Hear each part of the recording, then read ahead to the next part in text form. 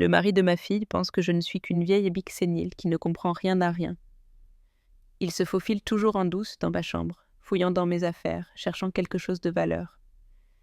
Mais cette nuit-là, quand il a ouvert le tiroir où je garde la clé du coffre-fort, son visage est devenu pâle comme un linge, puis jaune comme un jaune d'œuf. Ce qu'il y a vu a changé sa vie pour toujours. Et moi, je n'ai fait que sourire dans l'obscurité. Je suis heureuse que tu sois là. Reste jusqu'à la fin de mon histoire et dis-moi de quelle ville tu m'écoutes. Je veux savoir jusqu'où elle est parvenue. Je ne pouvais pas dormir. Je m'étais mise au lit à 22 heures. Mes yeux me brûlaient, mais mon esprit était en éveil. Je suis restée immobile dans ce vieux lit, à écouter le tic-tac de l'horloge dans le coin de la chambre. Il était déjà 2h15 du matin, et je n'avais pas allumé la lumière. J'ai tendu la main vers la table de chevet et j'ai attrapé mon téléphone portable. J'ai ouvert l'application de l'appareil photo. L'écran s'est allumé, montrant une image claire de la chambre captée par la mini-caméra cachée sur l'étagère. Je l'ai vérifiée une nouvelle fois pour m'assurer qu'elle enregistrait toujours. Tout était en ordre. L'angle parfait, pointant directement sur le deuxième tiroir de la vieille armoire à côté du lit. Je me suis levée. J'ai marché lentement jusqu'à l'armoire, les mains tremblantes. J'ai ouvert le tiroir pour vérifier le secret que j'y avais caché avec tant de soin. Tout était encore à sa place. J'ai expiré en silence. J'ai refermé le tiroir doucement pour ne pas faire de bruit. Je suis retournée au lit, je me suis couverte jusqu'à la poitrine, mais j'ai gardé les yeux ouverts, retenant ma respiration. Je savais que quelque chose allait se passer. Ce n'était pas l'intuition d'une vieille femme distraite. C'était la certitude de celle qui a remarqué les signes. Soudain, j'ai entendu un bruit. Des pas légers, presque imperceptibles, montant le vieil escalier en bois. Cet escalier a plus de 30 ans. Chaque marche a son propre son. Si on ne sait pas où poser le pied, mais lui, il savait. Il marchait avec précision, évitant les endroits qui craquent. J'ai serré le téléphone dans ma main, mon cœur battait, la chamade. Mais je suis restée immobile, feignant d'être endormie.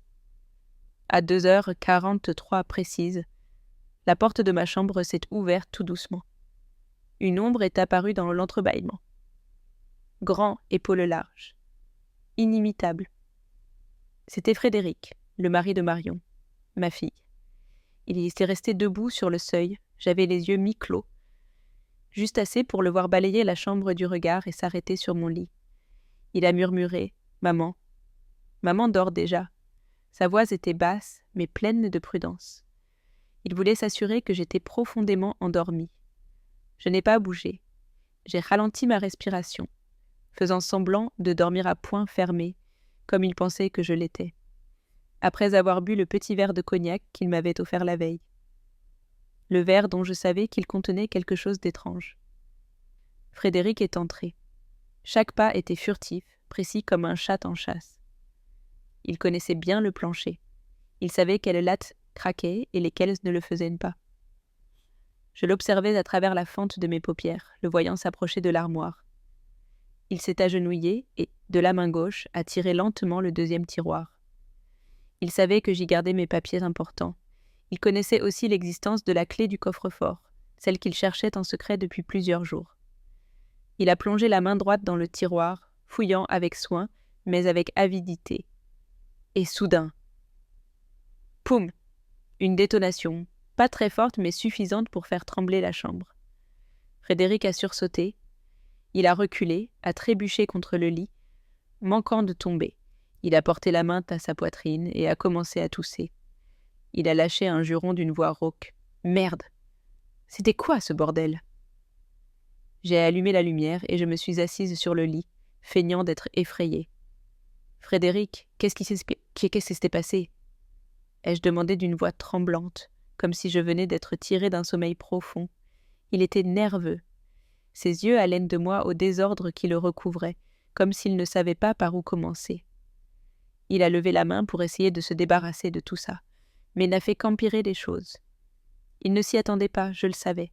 Il n'avait aucune idée que j'avais déjà tout prévu, que j'avais anticipé son coup. Je l'ai observé sous la lumière tamisée, tandis que j'entendais les pas pressés de Marion, ma fille, qui montait les escaliers. À cet instant, les souvenirs m'ont frappé comme une vague silencieuse, me ramenant au commencement de tout. 3 semaines plus tôt, le jour ne s'était pas encore levé, et une bruine tombait sur la véranda. J'étais dans la cuisine, en train de laver une tasse de café. La vapeur de l'eau chaude me réchauffait les mains. La maison était silencieuse. On n'entendait que le goutte-à-goutte du robinet et le tic-tac de l'horloge murale. Soudain, la sonnette a retenti, brisant le calme. J'ai sursauté. Qui cela pouvait-il bien être à cette heure? Je me suis séché les mains sur mon tablier et je suis allée ouvrir, le cœur un peu inquiet. En ouvrant la porte, j'ai vu Marion, ma fille, debout avec Frédéric, son mari. Ils avaient l'air épuisés, des cernes marquées sous les yeux. D'une main, ils tenaient des sacs en plastique et de l'autre, une vieille valise. Marion s'est jetée dans mes bras, sa bras m'étreindre fort, en disant à voix basse « Maman, pardon de ne pas avoir prévenu. » J'ai senti son étreinte chaude mais pleine de fatigue. Je lui ai tapoté le dos et j'ai dit « Allez, entrez, il fait froid. » Frédéric, derrière elle, m'a salué d'un signe de tête et d'un sourire forcé. Je les ai invités à entrer et j'ai refermé la porte, essayant de laisser le froid dehors. Dans le salon, Frédéric s'est laissé tomber sur le vieux fauteuil, la main sur le menton, regardant autour de lui comme s'il évaluait la maison. Marion est venue avec moi dans la cuisine. Elle m'a aidé à préparer 2 tasses de café supplémentaires. Elle a sorti les tasses du placard lentement, comme si elle portait un poids intérieur. Je n'ai rien demandé, j'ai juste observé en silence. Quand le café a été prêt, je l'ai apporté sur la table et je me suis assise en face d'eux. Qu'est-ce qui s'est passé? Pourquoi êtes-vous venus si soudainement? Ai-je demandé calmement, même si je ne pouvais cacher ma curiosité. Marion a regardé Frédéric, puis moi. Elle a pris une profonde inspiration. « Maman, on a des problèmes. Frédéric a perdu son travail à l'agence de publicité il y a 1 mois. Et moi, tu sais, depuis que je suis mariée, je m'occupe de la maison. Il ne nous reste presque plus d'économies et on n'arrive pas à couvrir la dette de la banque. » Sa voix s'est éteinte, comme si elle avait honte. Frédéric est intervenu d'un ton grave. « La banque a déjà saisi notre appartement à Lille. Maman, nous n'avons nulle part où vivre. On espère juste que tu nous laisseras rester quelques semaines, le temps que je trouve un autre travail. » Je les ai regardés tous les deux. Les yeux de Frédéric brillaient en parlant, mais quelque chose dans son expression me mettait mal à l'aise. J'ai hoché la tête et j'ai dit « C'est d'accord, restez ici, il y a des chambres libres. » Marion m'a souri et m'a pris la main. « Merci maman, je promets que ce ne sera pas pour longtemps. » Je lui ai fait un geste pour minimiser l'importance de la chose et je leur ai dit de mettre leurs affaires dans la chambre du fond, celle que j'avais laissée vide depuis la mort de mon mari, il y a 6 ans. C'est moi qui suis entrée la première pour la nettoyer. J'ai épousseté la table et les fenêtres. Cette chambre était celle où mon mari lisait. Maintenant, il ne restait que le lit double et quelques vieux meubles. J'ai tiré les rideaux pour laisser entrer la lumière et j'ai nettoyé la petite salle de bain attenante pour qu'ils puissent l'utiliser. Marion m'a aidé à changer les draps pendant que Frédéric restait à la porte, observant tout en silence. J'ai cru voir qu'il jetait un coup d'œil au couloir menant à ma chambre, mais à ce moment-là, j'ai pensé que c'était juste mon imagination. À midi, je suis allée en cuisine pour préparer un repas traditionnel, une bonne soupe de vermicelle bien chaude, un poulet basquaise qui sentait délicieusement bon et du pain frais. L'arôme du repas s'est répandu dans toute la maison, chassant un peu l'atmosphère lourde du matin. Marion mangeait avec appétit et m'a même dit « Maman, tu cuisines toujours aussi bien que quand j'étais petite. » Frédéric mangeait aussi, mais plus silencieusement. Il ne levait les yeux de son assiette que de temps en temps pour me sourire. Il m'a dit « Cette maison doit avoir beaucoup d'années, n'est-ce pas, maman ?» J'ai acquiescé. « Oui, ton père et moi l'avons achetée en 92. Elle est vieille mais solide. » Il a hoché la tête, comme s'il comprenait. Il s'est levé et a commencé à marcher dans le couloir, regardant chaque porte. Je l'ai vu s'arrêter un peu plus longtemps que nécessaire devant la porte de ma chambre. Ce regard m'a fait marquer une pause, mais je me suis dit que c'était sûrement des idées que je me faisais. Je suis vieille et je réfléchis trop. Le soir, Marion est sortie sur le balcon pour passer un appel. Elle parlait la voix basse, sûrement avec une amie. Frédéric était dans le salon avec son téléphone. Il disait qu'il cherchait du travail. J'ai apporté une assiette de fruits coupés et je l'ai posée sur la table. En me penchant, j'ai aperçu sur l'écran de son téléphone une page de paris sportifs remplie de chiffres et de cotes. Il a rapidement changé de page et en a ouvert une de recherche d'emploi. Il a souri, mal à l'aise. « Merci, maman. Quelle gentille attention. » J'ai simplement hoché la tête sans rien dire et je suis retournée à la cuisine. En me séchant les mains au-dessus de l'évier, j'ai regardé vers la lumière jaune qui filtrait de ma chambre. J'ai senti un malaise dans ma poitrine. Je ne savais pas exactement pourquoi. Était-ce la façon dont Frédéric regardait la maison, comment il avait si vite caché la page de Paris, ou ce regard qu'il avait lancé devant ma chambre?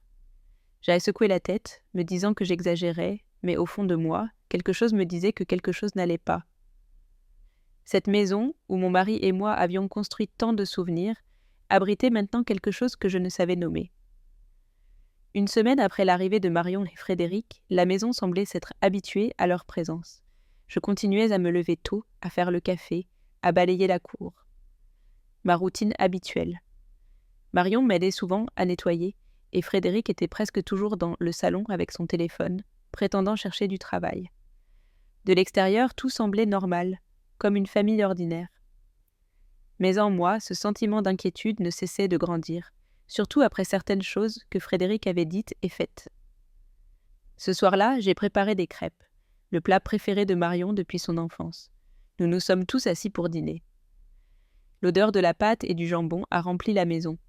Marion riait davantage. Elle racontait des anecdotes sur les enfants du quartier. Frédéric a peu mangé. Il faisait juste tourner son verre entre ses mains et regardait dans le vide. Alors que je me levais pour débarrasser les assiettes, il a soudain parlé, comme si de rien n'était. « Dis maman, ce quartier est sûr. J'ai entendu dire qu'il y avait des bandes à Saint-Rémy ces derniers temps. » Je lavais la vaisselle et je l'ai regardé à travers la vitre qui sépare la cuisine. « C'est très tranquille ici, Frédéric. Du vivant du père de Marion, il ne s'est jamais rien passé. » ai-je répondu en essayant de paraître naturelle. Il a hoché la tête avec un sourire, puis a demandé « Mais si quelque chose arrivait, tu as tes caméras? Où gardes-tu tes papiers importants ?» Cette question m'a laissé figée, l'assiette à moitié lavée. Pourquoi s'intéressait-il à l'endroit où je gardais mes papiers? Et pourquoi demandait-il si j'avais des caméras à la maison? Marion, qui nettoyait la table, est intervenue dans la conversation d'un ton un peu agacé. « Frédéric, quelle question bizarre !» Il a laissé échapper un petit rire forcé, levant la main comme pour s'excuser. « C'est juste que je m'inquiète pour maman, elle a vécu seule tant d'années. Elle a sûrement un coffre-fort, n'est-ce pas ?» Parce que j'ai senti un frisson me parcourir le dos. Il l'a dit comme si c'était anodin. Mais son regard, la façon dont il a penché la tête en attendant ma réponse, m'a fait sentir que quelque chose n'allait pas. J'ai souri et j'ai répondu. « Ne t'en fais pas. Oui, mais c'est seulement pour garder de vieux papiers. Il n'y a rien de valeur. Et non, je n'ai pas de caméra. Je vis seul, je n'en ai pas besoin. » Il a hoché la tête et a baissé les yeux vers son téléphone, comme si la conversation n'était terminée. Mais je savais que non, que ça ne s'arrêterait pas là. J'ai fini de laver la vaisselle, je me suis séché les mains et je suis montée dans ma chambre. J'ai fermé la porte. Assise sur le lit, je ne pouvais me défaire du sentiment que Frédéric me sondait. Des questions sur le coffre-fort, les papiers, les caméras. Tout était trop spécifique, trop étrange. Je me suis demandé si j'exagérais, mais je me suis ensuite souvenue de son regard l'autre jour, quand il s'était arrêté devant ma chambre, et de cette fois où je l'avais vu naviguer sur un site de Paris. Non, ce n'était pas l'imagination d'une vieille dame. J'ai décidé de faire quelque chose pour en avoir le cœur net. Quand je travaillais comme secrétaire comptable au lycée, une collègue m'avait appris une astuce. Utiliser un cure-dent pour savoir si quelqu'un avait déplacé ses affaires. Je suis allée à la cuisine, j'ai pris un cure-dent dans sa boîte et je suis montée dans ma chambre. J'ai ouvert le deuxième tiroir du meuble en bois. C'est là que je garde mes papiers importants, mes livresses d'épargne et la clé du coffre-fort, cachée sous du ruban adhésif dans un coin. J'ai placé délicatement le cure-dent en travers du bord du tiroir, de sorte que si quelqu'un l'ouvrait, il se casserait ou tomberait. J'ai refermé le tiroir, je l'ai vérifié une nouvelle fois et je suis allée me coucher. Le lendemain, je me suis levée tôt, comme toujours. J'ai balayé la cour et j'ai étendu le linge fraîchement lavé. Il y avait encore de la brume. L'air était frais. Alors que j'étendais la dernière chemise, j'ai vu Frédéric sortir du couloir, près de ma chambre. Il se déplaçait comme s'il se cachait, comme s'il ne s'attendait pas à me voir là. Je l'ai salué de la main. « Bonjour, Frédéric. » Il a hoché la tête, mal à l'aise. Il a marmonné quelque chose et est entré dans la cuisine. Je l'ai suivi du regard. Mon cœur battait plus fort. Quelque chose n'allait pas.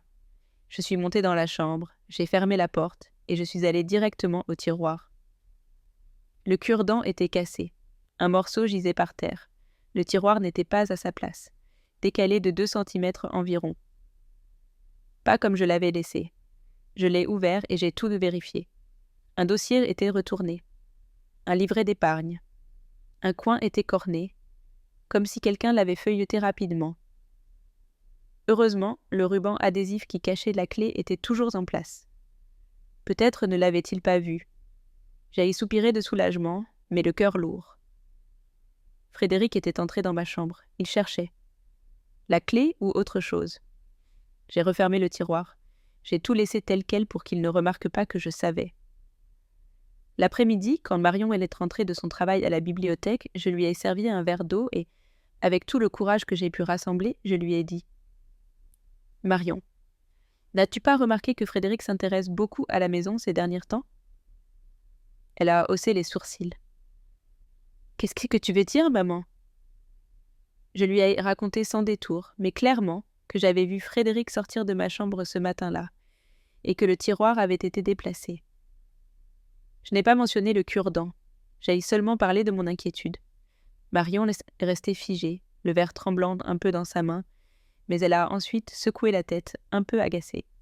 « Maman, ne vois pas le mal partout, il s'est sûrement trompé. Ce matin, il m'a dit qu'il cherchait des pastilles pour le rhume dans l'armoire à pharmacie, et qu'il était venu m'appeler. » Je l'ai regardé dans les yeux et j'y ai vu un mélange de doute et de défense. Frédéric lui avait déjà préparé quelque chose. Une excuse. J'ai gardé le silence. Je ne voulais pas me disputer. Sans preuve claire. Oui, peut-être que j'imagine des choses, ai-je dit. Mais au fond, je savais que ce n'était pas le cas. À partir de ce jour, Marion ne mentionnait presque plus Frédéric. Quand elle me parlait, elle changeait de sujet, parlant de son travail ou des enfants du voisinage, comme pour éviter de parler de son mari. Je ne la pressais pas, mais j'ai commencé à être plus attentive. Ce soir-là, nous regardions un vieux film que Marion aimait bien. Frédéric était assis dans un coin du canapé. De temps en temps, il me lançait un regard. C'était rapide, mais froid, comme s'il savait que je me méfiais de quelque chose.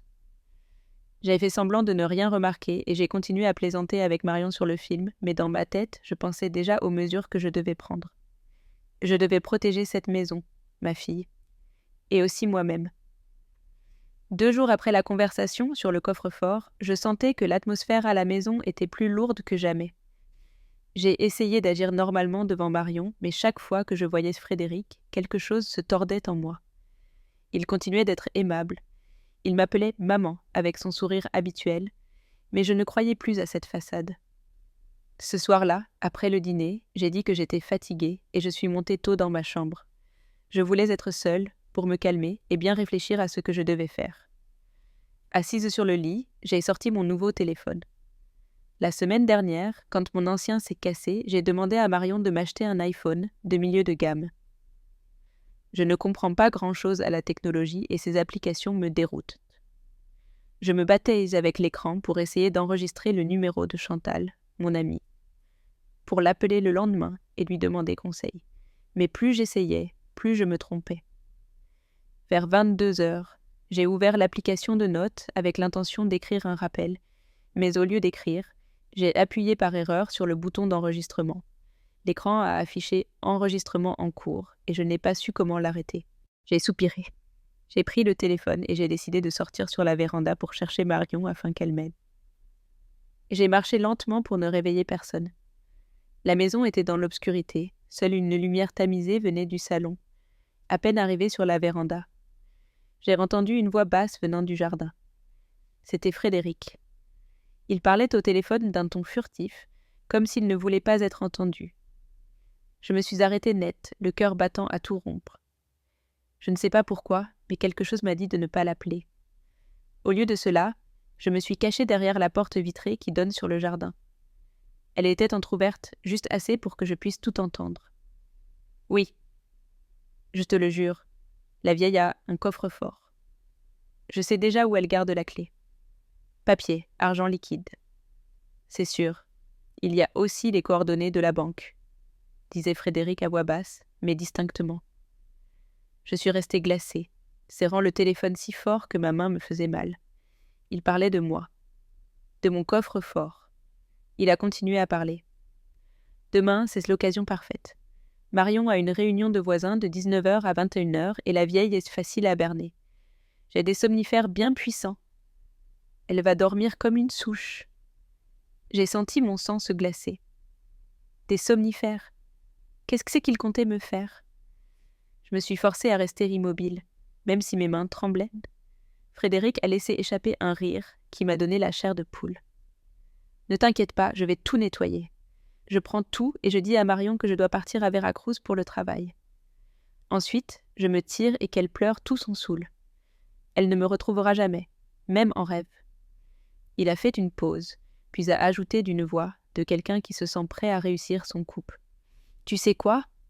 La vieille est si naïve. Elle croit que je traite bien sa fille par amour, mais en réalité, je fuis mes créanciers. Je dois déjà 800 000 €. J'ai eu l'impression de manquer d'air. 800 000 €. Ce type n'est pas seulement après mes biens, c'est aussi un endetté jusqu'au coucou qui utilise Marion pour s'échapper. J'avais envie de sortir en courant et de lui crier ma haine au visage, mais la raison m'a freinée.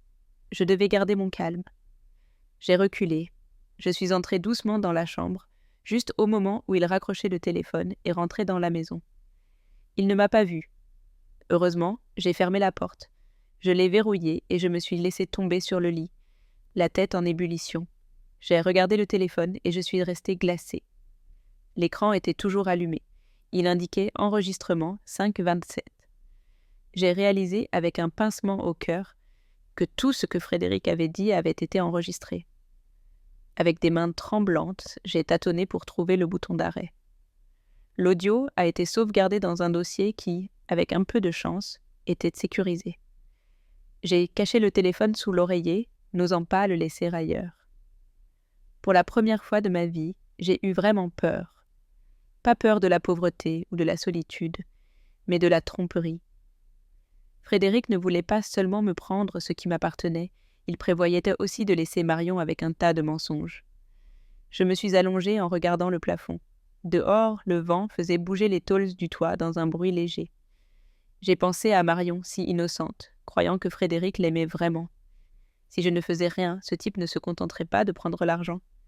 Il détruirait aussi sa confiance et son avenir. J'ai serré le poing, déterminée à agir. Je ne pouvais pas le laisser gagner. Je ne pouvais pas permettre qu'il ruine nos vies. Le lendemain matin, je me suis réveillée sans avoir dormi une seule heure. Les paroles de Frédéric résonnaient encore dans ma tête. J'ai enfilé mon vieux gilet et je me suis préparée pour aller voir Chantal. C'est mon amie de toujours. Elle était enquêtrice criminelle avant de prendre sa retraite et elle vit à seulement 3 rues d'ici. Si quelqu'un pouvait m'aider à trouver un moyen d'arrêter Frédéric, c'était bien elle. Après le petit déjeuner, j'ai dit à Marion « Je vais chercher quelques affaires de couture au magasin près du marché. » Elle n'a rien soupçonné. Elle m'a même glissé quelques pièces dans la main. « Prends-les, au cas où tu verrais autre chose. » a-t-elle dit avec affection. J'ai hoché la tête, le cœur lourd de lui mentir, mais je ne pouvais rien lui dire. Je suis sortie de la maison. L'air frais du matin m'a éclairci les idées. J'ai marché un court instant et j'ai frappé à la porte de Chantal. Elle a ouvert avec son sourire habituel, mais il s'est effacé dès qu'elle a vu mon visage. « Entre. Qu'est-ce qui t'arrive ? » ?»« Pourquoi cette mine ?» a-t-elle dit en me tirant vers le fauteuil du salon. Je me suis assise dans son vieux fauteuil. L'odeur de bois et de tissu m'a un peu calmée. Sans détour. J'ai sorti le téléphone, j'ai lancé l'enregistrement et je le lui ai passé. Chantal est restée silencieuse, sa tasse de café à la main, plissant les yeux pour se concentrer. Quand l'enregistrement s'est terminé sur le rire moqueur de Frédéric, elle a posé la tasse sur la table et est restée silencieuse quelques secondes. Puis elle m'a regardée et a dit d'une voix grave. « C'est du sérieux, mon ami. Ce salaud ne veut pas seulement te voler. Il prévoit aussi de laisser Marion sur le carreau. Il faut agir intelligemment, avec des preuves claires. Sinon, ta fille continuera de tomber dans son jeu. » J'ai soupiré en serrant le bord de mon gilet. « Je sais, mais je ne veux pas déclencher une bataille juridique. Chantal, Marion s'effondrerait si elle apprenait la vérité de cette façon. Je veux juste donner à Frédéric une leçon qu'il n'oubliera jamais et protéger ma fille de ce fumier. » Chantal a hoché la tête. Elle a bu une gorgée de son café et a demandé. « Alors, tu veux appeler la police ou lui faire une peur bleue pour qu'il fiche le camp ?» J'ai répondu sans hésiter. Lui faire une peur bleue. Cet enregistrement est une preuve, mais la police ne nous croira pas car Frédéric n'a encore rien fait de concret. J'ai besoin de quelque chose qui le mette en évidence sur le fait. Chantal a souri avec cette étincelle dans les yeux qu'elle avait quand elle était enquêtrice. Alors il faut lui tendre un piège, avec vidéo, avec des preuves. Comme ça, personne ne pourra le nier. Tu as une idée ? J'ai réfléchi un moment et j'ai demandé avec la caméra. Mais je ne suis pas douée avec ces choses-là. Chantal s'est levée et a tapé dans ses mains. Laisse-moi m'en occuper. Mais c'est à toi de penser à la manière de le faire. Montrer son visage. Littéralement. Quelque chose qui lui fasse peur, qui le laisse sans issue. Je me suis souvenu de la vidéo des feux d'artifice de confetti qui avaient éclaté au mariage de ma nièce il y a quelques années. Une idée m'est venue et j'ai ri. S'il veut prendre la clé du tiroir, qu'il la prenne avec une surprise de confetti incluse. Je pensais à une bombe à confetti. Qu'en penses-tu ? Chantal a éclaté de rire et s'est tapée sur la cuisse. Parfait. Ça ne fait pas de mal, mais ça va le ridiculiser. Tu es toujours aussi maligne qu'avant. Allons-y à fond. Elle est allée dans sa chambre et est revenue avec une toute petite caméra, avec un aimant et un détecteur de mouvement. Celle-ci se contrôle depuis le téléphone. Je vais t'apprendre comment l'installer et l'utiliser. C'est facile. Elle s'est assise à côté de moi, a sorti son téléphone et a commencé à m'expliquer pas à pas. Tu mets ça dans un coin de la chambre où on voit bien le tiroir. Elle a un capteur, elle n'enregistre que quand il y a du mouvement. La vidéo est envoyée directement sur ton téléphone via cette application. Elle m'a montré comment télécharger l'app, connecter la caméra et vérifier le signal. J'ai suivi les instructions, même si mes mains tremblaient un peu de nervosité. Quand nous avons eu fini, Chantal m'a donné une tape sur l'épaule. « Bonne chance, vieille amie. Ne laisse pas ce type gagner. Si quelque chose se passe, préviens-moi immédiatement. » J'ai hoché la tête, sentant que je retrouvais enfin un peu de force après tant de jours d'angoisse. Sur le chemin du retour, je suis passée par une papeterie près du marché et j'ai acheté 3 canons à confetti, ceux qu'on utilise dans les mariages, ainsi que du ruban adhésif, du fil et des petits ciseaux. Le vendeur m'a regardé curieusement et a demandé « Vous préparez une fête ?» J'ai souri de manière forcée. « Oui, je prépare une grande surprise. » Je suis rentrée à la maison à midi. J'ai dit que je me sentais fatiguée et je suis montée tôt dans ma chambre pour avoir le temps de tout préparer. J'ai fermé à clé, j'ai sorti la caméra et je l'ai collée sur l'étagère à côté du lit. Avec le téléphone, j'ai vérifié l'angle et je l'ai ajusté pour qu'il cadre bien le deuxième tiroir. Le même que Frédéric vérifierait sûrement en cherchant la clé du coffre-fort. J'ai ouvert le tiroir, j'ai pris le canon à confetti et je l'ai collé avec du ruban adhésif à l'intérieur. J'ai attaché un fil au mécanisme de déclenchement, de sorte qu'en plongeant la main et en le touchant, il éclaterait et les confettis s'envoleraient partout. Pour tester, j'ai utilisé une cuillère en aluminium. Poum ! Le son était fort, mais pas trop. Les confettis ont brillé sur tout le sol. J'ai souri. Le piège fonctionnait parfaitement. J'ai tout nettoyé. J'ai mis un nouveau tube et j'ai tout laissé comme si de rien n'était. Ce soir-là, au dîner, Frédéric était plus agité que d'habitude.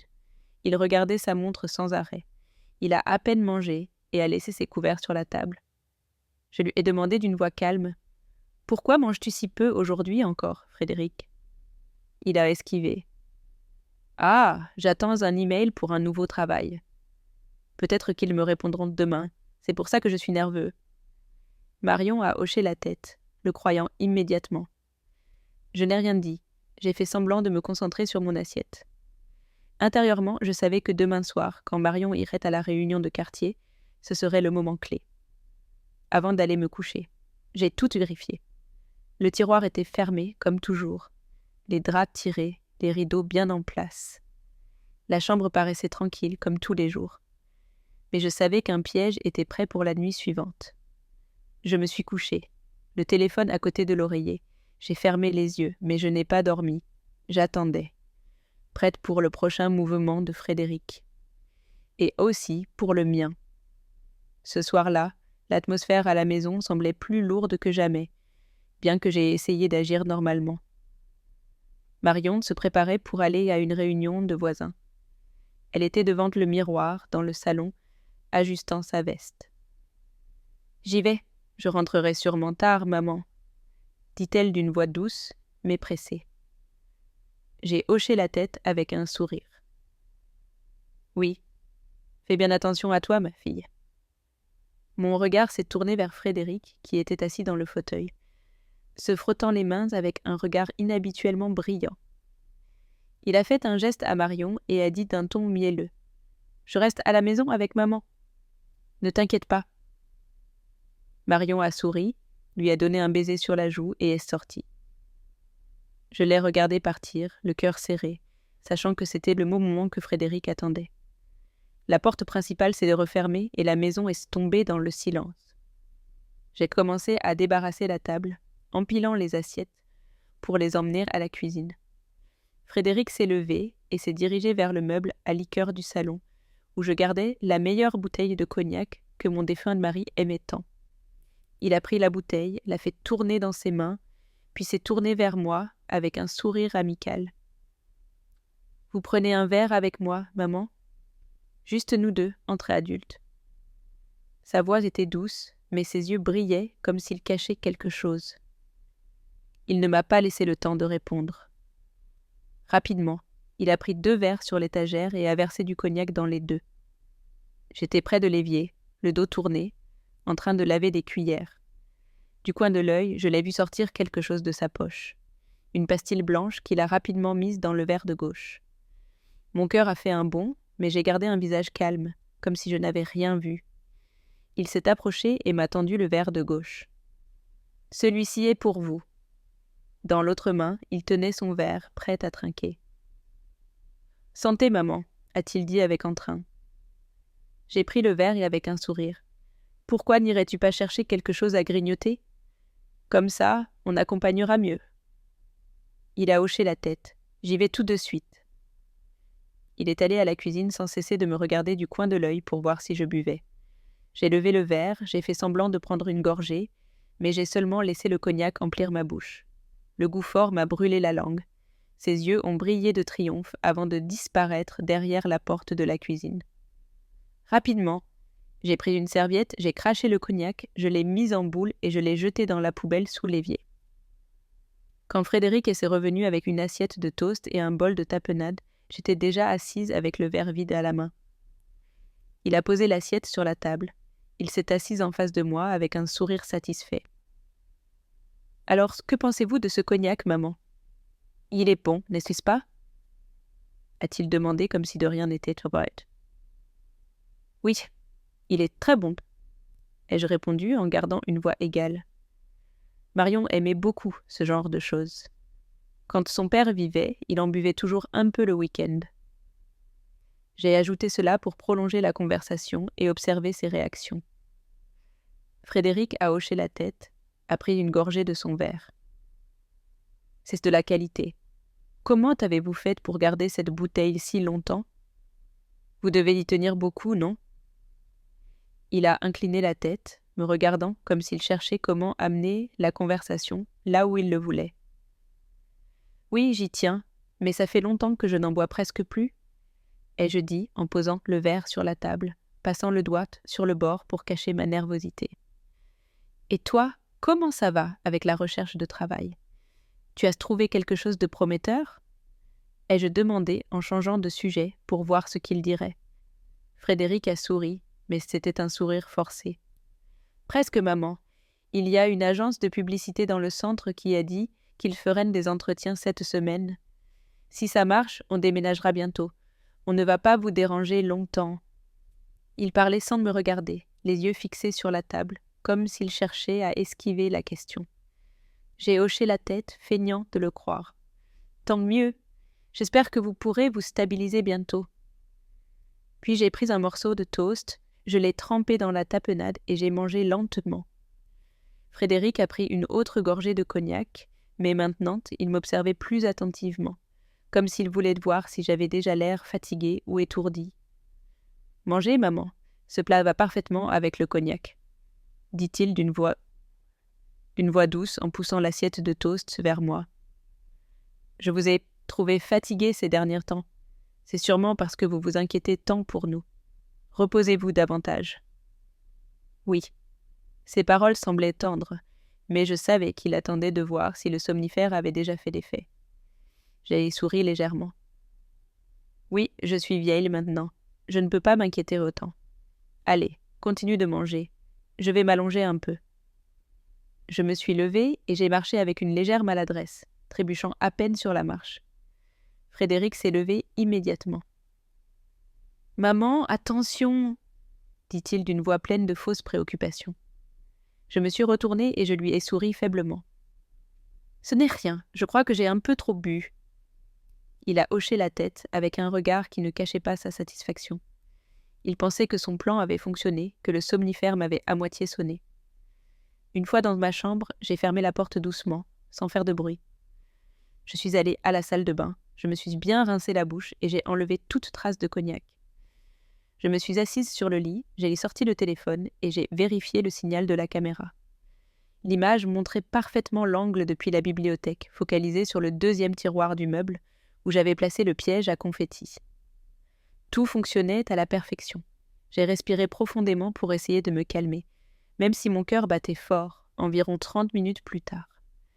Déjà couché, feignant de dormir, j'ai entendu Frédéric parler au téléphone sur le balcon. Sa voix semblait excitée. « Je lui ai déjà mis le somnifère. Si cette vieille se lève, je me rase la tête. Le coffre-fort est à moi. » Il a ri tout seul, confiant, comme si tout lui appartenait déjà. J'ai serré le téléphone avec force, essayant de ne pas laisser la rage me faire perdre le contrôle. Il croyait que j'étais profondément endormie, que son plan se déroulait sans accroc, mais j'étais plus éveillée que jamais. Je n'ai pas éteint complètement la lumière. J'ai laissé la chambre dans la pénombre, comme si je m'étais endormie sans trop réfléchir. J'ai mis mon pyjama, mais en dessous, je portais encore une veste légère et un pantalon, prête à toute éventualité. Le téléphone batterie pleine et application de la caméra ouverte était à côté de l'oreiller.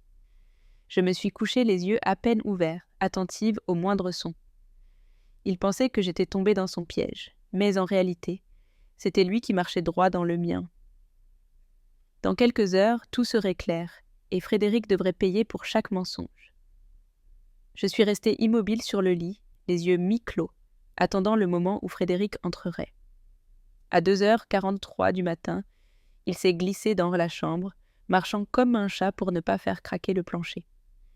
Il s'est accroupi devant le deuxième tiroir du meuble et a plongé la main pour chercher. Poum! La détonation a retenti et les confettis ont volé partout, le recouvrant comme une boule de Noël brillante.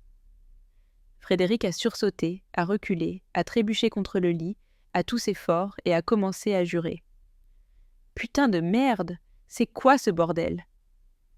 J'ai allumé la lumière et je me suis assise en feignant la surprise. « Frédéric, qu'est-ce qui s'est passé ?»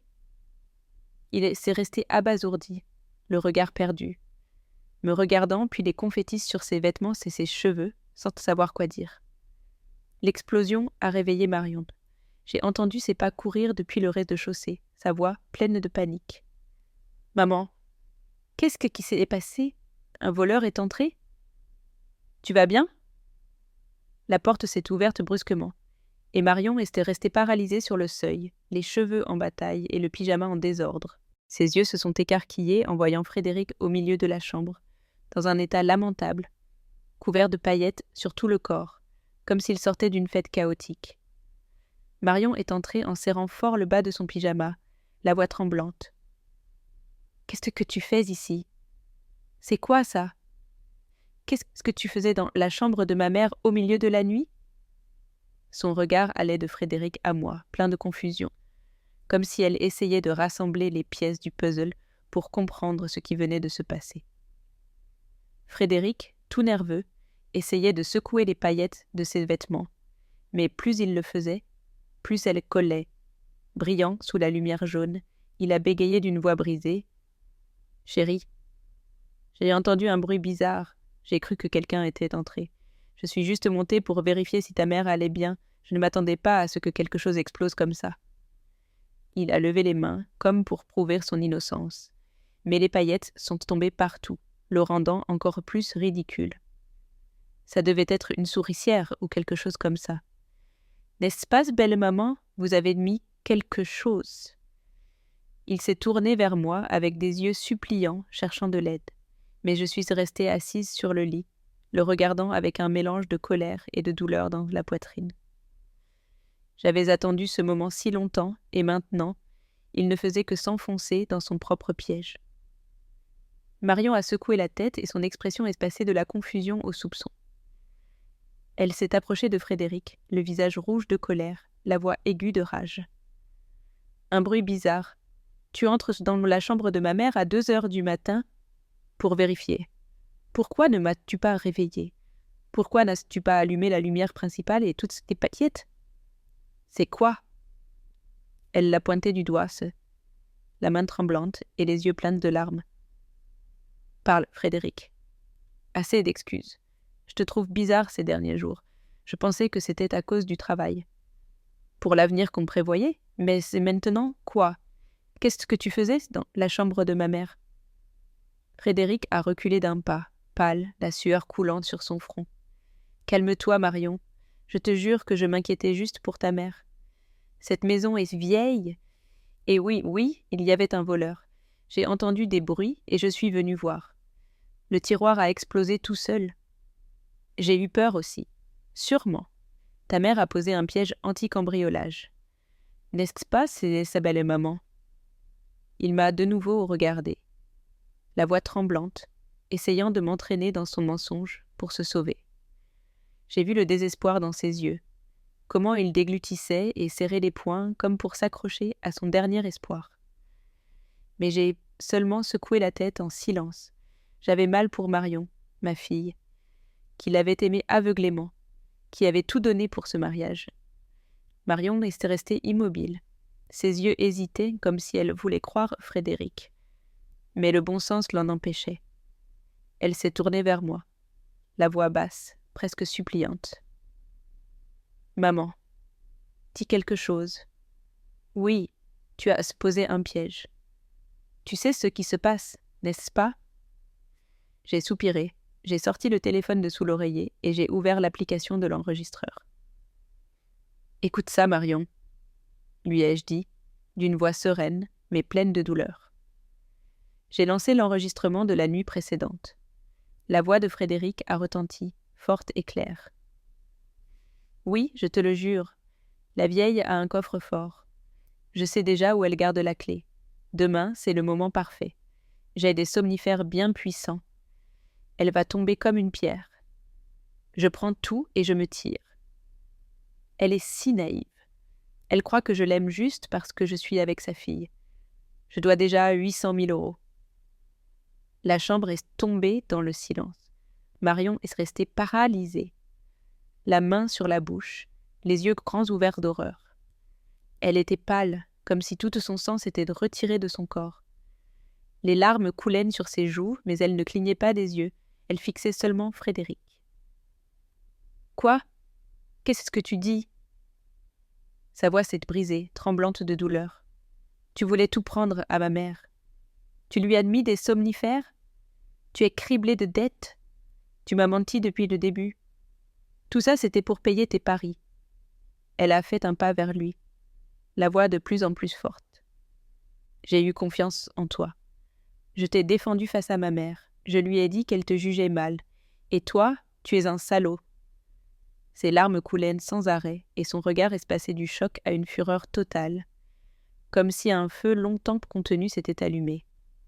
Frédéric a reculé jusqu'à heurter le mur, les yeux exorbités.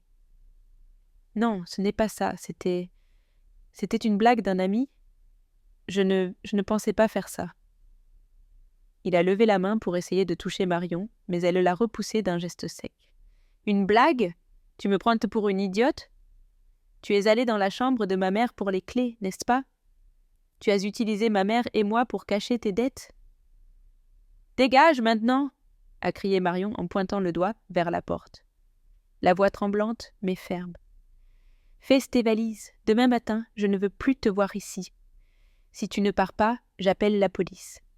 Je te le jure, Frédéric, je le ferai. » Frédéric s'est resté immobile, le visage gris, la bouche ouverte, incapable de dire quoi que ce soit. Il l'a regardé, puis moi, comme pour demander une dernière chance. Mais Marion a tourné le visage, les larmes coulant toujours, le regard glacé.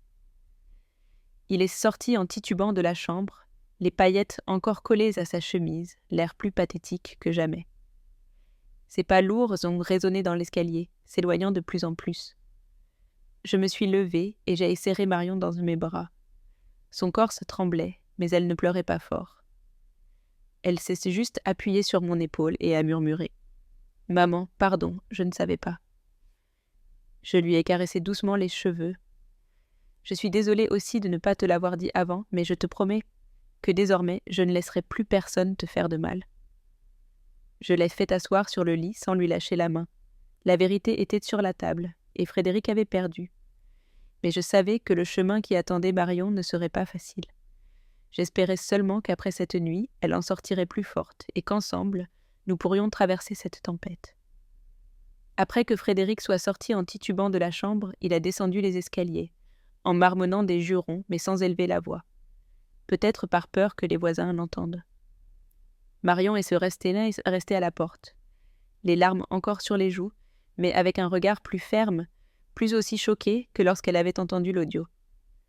Je lui ai pris la main et je l'ai tirée doucement.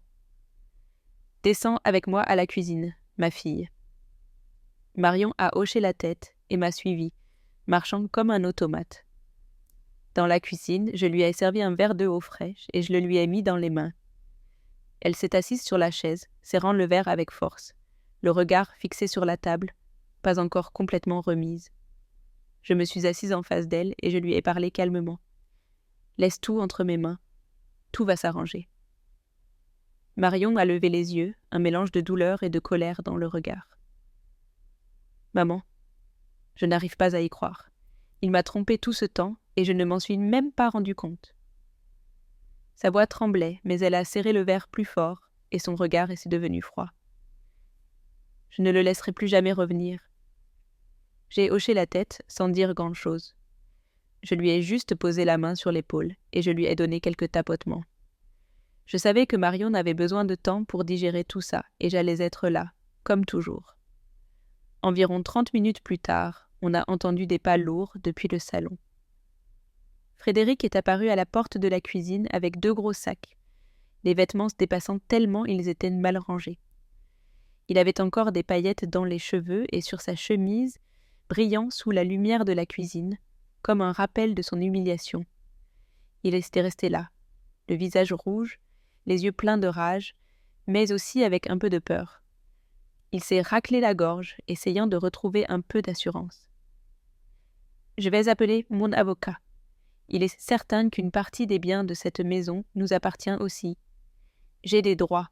Ne croyez pas que vous allez me mettre dehors si facilement. » Sa voix était tendue, comme s'il essayait d'intimider. Marion s'est levée d'un bond et a frappé fort sur la table. « Des droits ? Tu parles de droits ? La seule chose que tu as apportée, ce sont des dettes. Tu veux porter plainte ? Fais-le. Je porterai moi-même au juge la liste complète de tes dettes de jeu. Chaque centime que tu dois. Chaque mensonge que tu as dit. » Elle l'a pointé du doigt. Les yeux rougis, mais la voix ferme, sans hésitation. Je me suis levée, j'ai marché vers le meuble du salon, j'ai ouvert un tiroir et j'ai sorti les relevés de compte de la banque et les papiers de la maison. Je les ai mis devant Frédéric et je lui ai parlé calmement. Cette maison est à mon nom depuis 1992, avec tous les documents en règle. Mon mari et moi l'avons achetée à force d'efforts et de travail. Tu n'as rien ici. Si tu veux porter plainte, vas-y. Mais je te suggère de bien y réfléchir. Frédéric a regardé les papiers. Il est devenu pâle, la bouche entr'ouverte, incapable de dire un mot. Il savait qu'il n'avait aucune chance de gagner. Il a serré les dents, essayant de ne pas perdre complètement la face. « Vous aviez tout prévu, n'est-ce pas ? N'est-ce pas ? Depuis le début, vous m'avez tendu un piège. » « C'est ça ?» Je l'ai regardé droit dans les yeux et j'ai répondu lentement. « Comment aurais-je pu prévoir quelque chose que je n'ai découvert qu'il y a quelques jours, quand j'ai entendu par hasard ton plan pour t'emparer de ce qui ne t'appartient pas ? Je ne sais pas ce que tu comptais faire après, mais je ne vais pas laisser ruiner la vie de ma fille. » Je n'ai pas parlé fort, mais chaque mot était comme un coup de marteau. Frédéric a reculé, le regard plein de peur, comme s'il comprenait enfin qu'il avait perdu. Il s'est retourné, a attrapé ses sacs et s'est dirigé vers la porte d'entrée. Mais en l'ouvrant, il a trébuché sur un sac poubelle que j'avais laissé sur le perron et s'est étalé de tout son long sur le sol. Des restes de paillettes se sont échappés de sa veste, brillant sous la lumière de la rue. Marion est restée à la porte, le regardant d'en haut, le regard froid, sans dire un seul mot. Il s'est relevé comme il a pu. Il s'est épousseté et est parti en traînant ses sacs, sans se retourner. La porte s'est refermée brusquement derrière lui, avec un bruit qui sonnait comme un point final. J'ai pris la clé de la porte d'entrée du porte-clés et je l'ai mise dans ma poche. Marion est revenue et s'est laissée tomber sur le canapé, posant sa tête sur mon épaule. Elle a murmuré d'une voix rauque. « Je ne sais pas comment te remercier. Maman. Si tu n'avais pas été là, je ne sais pas ce que je serais devenue. » Elle s'est remise à pleurer, mais cette fois, j'ai senti que quelque chose en elle se renforçait. Je n'ai rien dit. Je lui ai juste serré doucement la main, sentant la chaleur de cette petite main dans la mienne. Nous sommes restés seuls, nous restés là, sous la lumière chaude du salon. Le tic-tac de l'horloge murale sonnait de manière constante, comme pour nous rappeler que cette nuit-là, nous avions survécu à une tempête. Frédéric était parti, emportant avec lui ses mensonges et son ambition, mais je savais que le chemin qui attendait Marion ne serait pas facile. J'espère seulement qu'avec mon amour et mon soutien, elle parviendra à se retrouver et à aller de l'avant, plus forte que jamais. Quelques semaines se sont écoulées depuis la nuit où Frédéric est parti. La maison est maintenant plus calme, mais les blessures qu'il a laissées sont toujours là, latentes dans le cœur de Marion et aussi dans le mien. Nous ne parlons pas beaucoup de ce qui s'est passé, mais chaque jour, ma fille et moi retrouvons peu à peu le calme, comme si nous réparions les morceaux brisés de notre vie. Frédéric a appelé plusieurs fois, son numéro s'affichait sur le portable de Marion. Elle regardait seulement l'écran. Elle serrait fort le téléphone, puis secouait la tête, laissant la sonnerie retentir jusqu'à ce qu'elle se coupe. « Je ne veux plus rien entendre de lui », a dit Marion avec fermeté. J'ai hoché la tête. J'ai sorti mon portable et j'ai bloqué son numéro devant elle. « Fais la même chose, ma fille, » lui ai-je dit. Marion a acquiescé et l'a fait. Ses doigts se déplaçaient rapidement sur l'écran. « C'est fait, maman, » a-t-elle dit d'un ton plus léger, comme si elle venait de se libérer d'une chaîne. Un matin, nous sommes allés ensemble chez le notaire pour refaire la procuration sur la maison. Je voulais mettre son nom sur les papiers, pour assurer son avenir. Mais Marion a secoué la tête, me regardant avec confiance. « Je veux que la maison reste à ton nom. J'ai confiance que tu sauras la protéger. » Je l'ai regardée, et j'ai vu dans ses yeux une fermeté mêlée aux blessures qui ne guérissaient pas encore. « C'est d'accord. Je respecte ta décision, » lui ai-je répondu en posant ma main sur son épaule, reconnaissante de sa confiance. Après tout, j'avais soigneusement copié l'enregistrement et la vidéo de la caméra. Je les ai sauvegardés sur une clé USB et les ai envoyés avec une lettre préventive au Bureau des affaires civiles. Je ne veux pas me lancer dans des procès, mais je dois m'assurer que si Frédéric nous importune à nouveau, nous aurons des preuves pour nous défendre. Le fonctionnaire notarial a hoché la tête. Il a reçu les papiers et m'a dit « Vous faites ce qu'il faut. » Il n'est jamais de trop d'être prévoyante.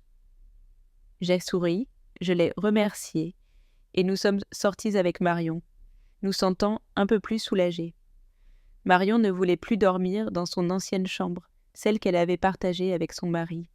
« Je ne veux pas me coucher dans le même lit qu'il a utilisé, » m'a-t-elle dit avec fermeté. J'ai acquiescé. J'ai rangé le salon et nous avons installé un lit pliant dans un coin où la lumière entrait abondamment par la fenêtre. Le matin, Marion a aimé cet endroit. Elle a dit que la lumière du soleil lui faisait du bien. Je lui ai aussi proposé de repeindre la porte d'entrée et de changer le tapis du couloir où il restait encore des traces de paillettes, même si nous avions déjà nettoyé plusieurs fois. « Bonne idée, maman, » a dit Marion en souriant. Et pour la première fois, je l'ai vue sourire comme avant. Nous avons choisi ensemble une couleur bleu clair pour peindre et je suis restée à regarder pendant qu'on changeait le tapis, sentant que je gommais enfin les dernières traces de Frédéric. Une semaine plus tard, Marion a reçu un appel de la bibliothèque municipale. On l'a invitée à un essai pour le poste d'assistante de prêt. « Maman, ils m'ont acceptée !» a-t-elle crié en courant vers la cuisine pour me serrer dans ses bras. J'ai ri fort et je l'ai serré dans mes bras aussi. Je savais que tu y arriverais. Ce jour-là, je l'ai emmenée dans un magasin de vêtements près de la maison. Nous avons choisi des chemises dans des tons pastels comme elle les aime et un nouveau sac à dos en toile gris argentée. « C'est un cadeau pour te féliciter, » lui ai-je dit en lui donnant le sac. Marion a souri, les yeux brillants. « Merci maman, je vais l'utiliser tous les jours pour aller au travail. » Peu à peu, j'ai commencé à voir Marion sourire plus souvent. Elle me racontait toujours des choses sur les enfants de la bibliothèque. Comment ils se battaient pour les livres d'aventure. J'ai aussi abandonné l'habitude de fermer à clé la porte de ma chambre. La maison se sentait à nouveau vivante, comme si nous retrouvions un peu de ce qu'elle avait été. Un lundi matin, alors que je mettais la table, Marion a posé un dossier de couleur marron clair dessus.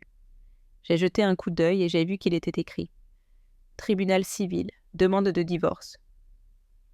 Elle s'est assise et a dit tout bas, sans me regarder. « J'ai déjà envoyé la demande de divorce en ligne. Demain matin, je vais au tribunal pour signer. Je ne veux plus rien savoir de lui. » J'ai hoché la tête sans poser d'autres questions, mais à l'intérieur, j'ai ressenti un grand soulagement, comme si on m'avait enlevé une pierre de la poitrine. Ce midi-là, nous sommes allés au pressing chercher la jupe noire que Marion utilise toujours pour aller travailler. Sur le chemin du retour, nous sommes passés par une petite boutique et avons choisi un sac en cuir couleur bordeaux. « Pour le nouveau chapitre de ma vie », dit-elle à moitié en plaisantant, soulevant le sac pour mieux le voir. J'ai souri. « Tu mérites ça, de bonnes choses. » Cet après-midi-là, Chantal était venue à la maison avec une boîte de biscuits faits maison. Je lui ai tous raconté, du truc des poudres de couleur à la nuit où Frédéric est parti. Chantal m'a donné une tape sur l'épaule et a ri de bon cœur. « Tu vois, ce salaud l'avait bien mérité. Maintenant, vous pouvez recommencer à zéro. » J'ai hoché la tête. « Tout ça, c'est grâce à toi. Chantal, sans cette caméra, je ne sais pas ce que j'aurais fait. » Un soir, Madame Dubois, la voisine d'en face, était venue et m'a demandé avec curiosité. « C'est vrai que vous avez utilisé une sorte de bombe de couleur pour attraper le voleur ?» J'ai ri fort. Je suis vieille, mais ma tête fonctionne encore. Elle a ri. Elle rit aussi. Puis elle l'a raconté à toutes les voisines, ce qui m'a fait du bien, comme si j'avais fait quelque chose d'important. Ce soir-là, je me suis couchée et j'ai entendu Marion tourner les pages d'un livre dans le salon. De temps en temps, elle toussait un peu, car l'odeur de peinture fraîche se sentait encore. J'ai souri. La maison ne semblait plus vide. Nous reconstruisions nos vices, et cette fois sans l'ombre de cet imposteur. 3 mois après tout ce qui s'est passé, nos vies avaient déjà repris une routine tranquille. Marion allait bien avec son travail à la bibliothèque municipale, et j'avais retrouvé une paix que je pensais perdue. Dans la maison, il ne restait plus aucune trace de Frédéric, ni nuit de tension, ni regards de méfiance. Il ne restait que nous, reconstruisant nos vies petit à petit. Ce matin-là, je me suis levée tôt, comme toujours. Juste au moment où les premiers rayons de soleil se faufilaient à travers le rideau. J'ai préparé du café et l'odeur a rempli la cuisine, me procurant un sentiment de calme. Puis je suis sortie sur la véranda et j'ai balayé les pétales secs qui étaient tombés du vieux prunier de la cour. Le bruit du balai, mêlé au chant des oiseaux, m'a fait sourire. Marion a descendu les escaliers, vêtue de sa chemise bleu clair de l'uniforme de la bibliothèque, et son nouveau badge brillait avec son nom. Elle m'a donné un baiser sur la joue et a dit joyeusement « Aujourd'hui, je vais rentrer tard, maman. Nous avons une séance de contes pour les enfants du quartier. » J'ai hoché la tête et je lui ai passé la gamelle que je lui avais préparée. Du riz complet, un peu de poulet rôti et une salade de légumes. « Merci, maman, m'a-t-elle dit en souriant. Elle a resserré la gamelle contre elle et est sortie rapidement, son nouveau sac à dos rebondissant dans son dos. Après le départ de Marion, je me suis assise à table et j'ai ouvert une lettre que je venais de recevoir du commissariat. On m'informait que le dossier que j'avais envoyé sur ce qui s'était passé avec Frédéric avait été officiellement classé, comme si tout était terminé. J'ai poussé un soupir de soulagement. J'ai laissé la lettre sur la table et j'ai eu l'impression qu'une porte s'était fermée pour toujours. J'ai sorti mon portable et j'ai réécouté une dernière fois l'enregistrement de la voix de Frédéric. Ce qu'il avait dit cette nuit-là me donnait encore des frissons, mais il n'avait plus de pouvoir sur moi. J'ai appuyé sur le bouton « Supprimer » et j'ai vu sur l'écran le message « Supprimer ».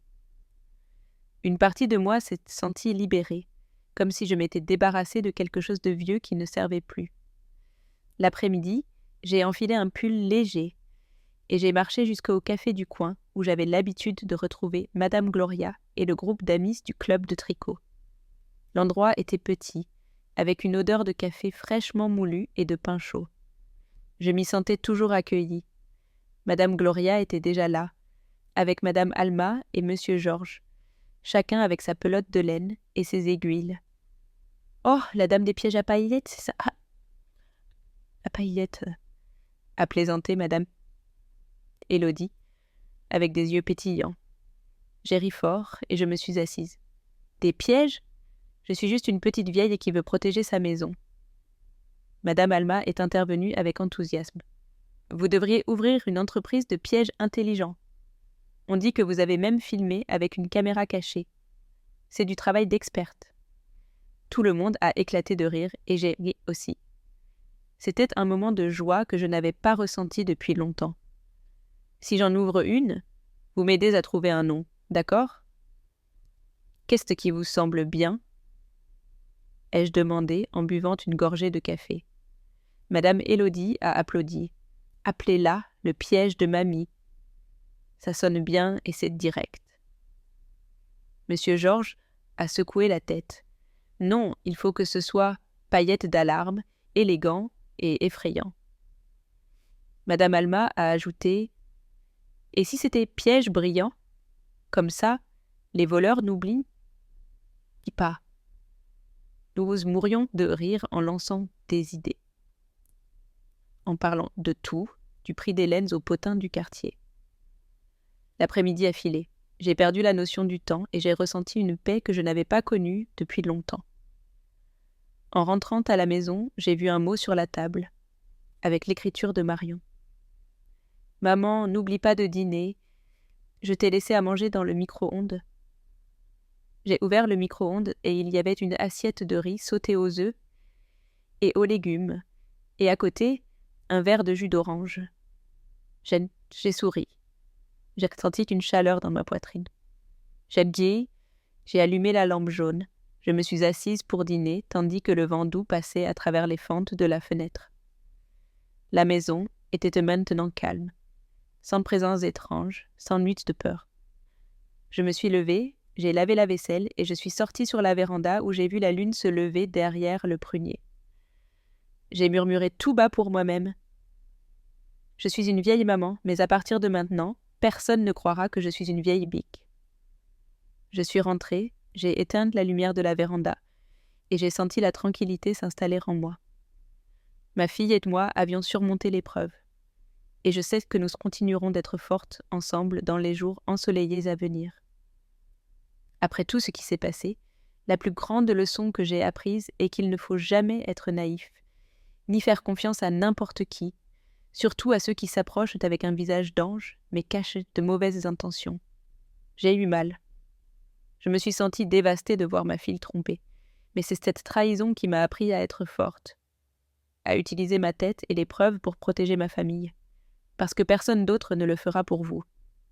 Maintenant que je peux être ici à partager cette histoire avec vous, le message que je veux vous laisser est de rester vigilant, d'écouter votre intuition et de vous rappeler qu'après la tempête, le calme revient toujours, comme pour Marion et moi, qui avons déjà trouvé la paix. L'histoire que nous avons racontée est fictive, mais elle est basée sur certains faits réels. Les noms et les lieux ont été changés pour protéger l'identité des personnes impliquées. Nous ne racontons pas cela pour juger, mais dans l'espoir que quelqu'un écoute et s'arrête pour réfléchir. Combien de mères souffrent en silence dans leur propre maison?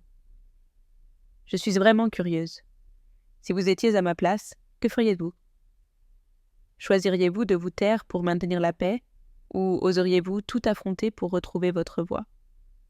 Je veux savoir ce que vous en pensez, car chaque histoire est une bougie qui peut éclairer le chemin de quelqu'un d'autre. Que Dieu vous bénisse toujours, et je crois fermement que le courage nous mène à des jours meilleurs.